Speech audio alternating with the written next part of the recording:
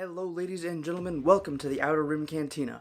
My name's Alan and today I wanted to talk about the recent interview Daisy Ridley did with USA Today as part of her promotional tour for the brand new movie Ophelia, which she stars in. During the interview, she was, of course, asked for any information she could give about the Rise of Skywalker, which wasn't really very much.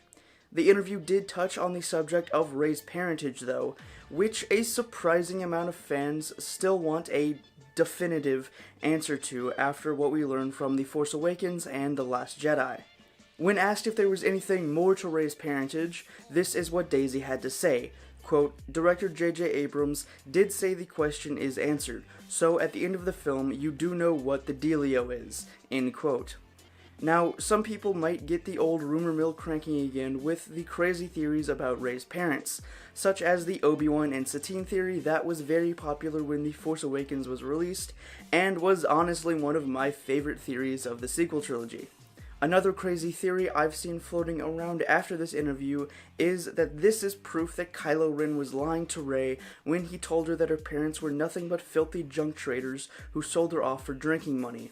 Although that might be a good theory, if we combine that with what we know from The Force Awakens, when Rey was told, quote, you already know the truth. Whoever you're waiting for on Jakku, they're never coming back. The belonging you seek is not behind you, it's ahead, end quote.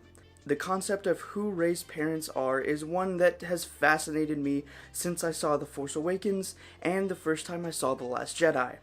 But since then, I've come to realize that whoever Rey's parents are doesn't matter in the slightest.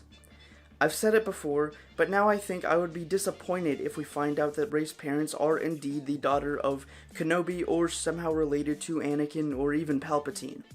The beauty of Rey's character in the sequel trilogy is that she is a nobody, but a nobody that was chosen by the Force for the purpose of bringing Ben Solo back to the light and restoring true balance to the Force.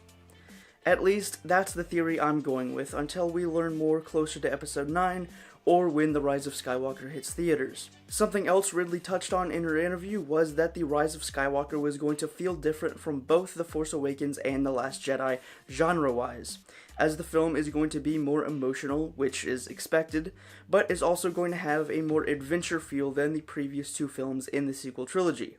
At least, that's according to Daisy Ridley.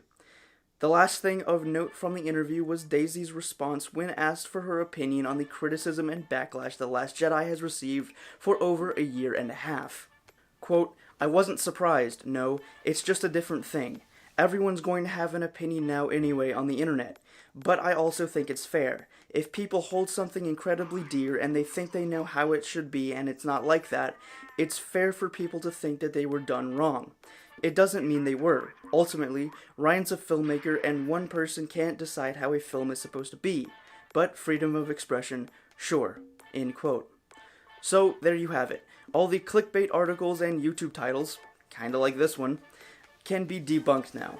This doesn't mean she hates Ryan, The Last Jedi, or the Star Wars fanbase. Far from it. She just says leave it up to each person because everyone is going to have their own opinion. That goes back to what I always say about Star Wars being for everyone, and everyone is going to see it differently. This doesn't mean one person's opinion is more right or wrong than someone else's. But that's it for this video. I just wanted to share this little interview Daisy did, and the little bit of Star Wars insight she shared.